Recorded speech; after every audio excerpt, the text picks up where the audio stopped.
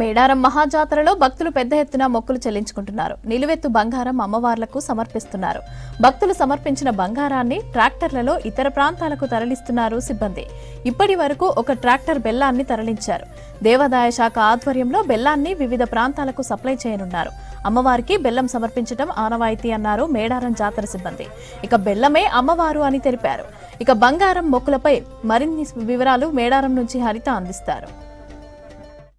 జాతరలో నిలువెత్తు బంగారం తులాభారం ద్వారా ఇట్లా బంగారం అంటే బెల్లాన్ని తీసుకొచ్చి భక్తులు మొక్కులను చెల్లించుకుంటారు. అయితే గద్దెల వద్ద ఎవరైతే మొక్కులు సమర్పించారో ఆ బెల్లాన్నంతా కూడా ఇటు మనకు పగిడిద్దరాజు ఆ గద్దె వైపు ఉన్న ప్రాంగణానికి చేర్చి ఇక్కడి నుంచి దీన్ని తరలిస్తున్నారు. చూడొచ్చు ఒక్కొక్కరు నిలువెత్తు బంగారం అంటే 50 కిలోలు 30 కిలోలు ఎంత బంగారం చెల్లించాలని మొక్కుకుంటారో అంత బంగారం బెల్లాన్ని రూపంలో ఇక్కడ సమర్పిస్తుంటారు. అయితే ఈ బెల్లాన్ని అంతా ఎక్కడికి తరలిస్తారు, ఎంతమంది వాలంటీర్స్ ఇక్కడ పనిచేస్తున్నారు అడిగి తెలుసుకుందాం. ఇక్కడ వాలంటీర్స్ ఉన్నారు, మాట్లాడదాం.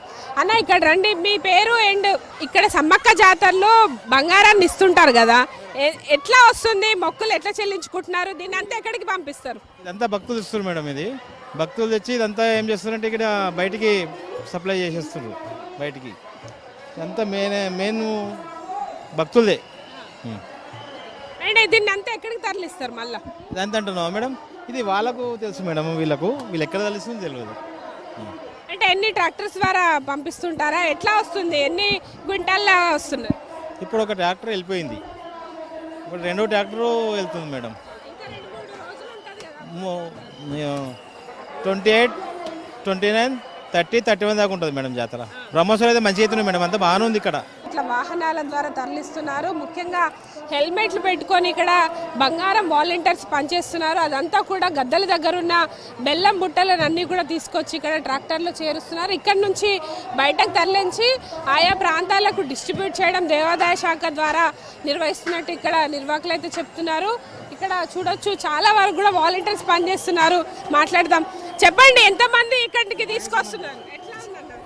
ఇప్పుడే మెయిన్ జాతర ఇవాళ స్టార్ట్ అయింది కదా, ఎట్లా బంగారం తీసుకొస్తున్నారు, ఎట్లా అనిపిస్తుంది?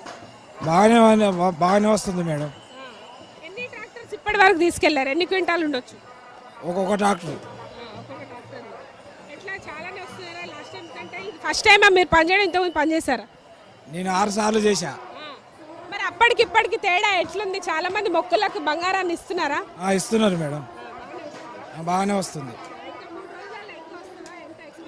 ఎక్స్పెక్టేషన్ 1 కోటి దాడతారు అనిపిస్తుంది. 1,50,00,000 దాకా వస్తున్నారు. అసలు ఎందుకు ఈ బంగారాన్ని మొక్కు రూపంలో ఇస్తారన్న మనకు సమ్మక్క జాతర? అమ్మవారికి ఆనవాతిగా వస్తుంది.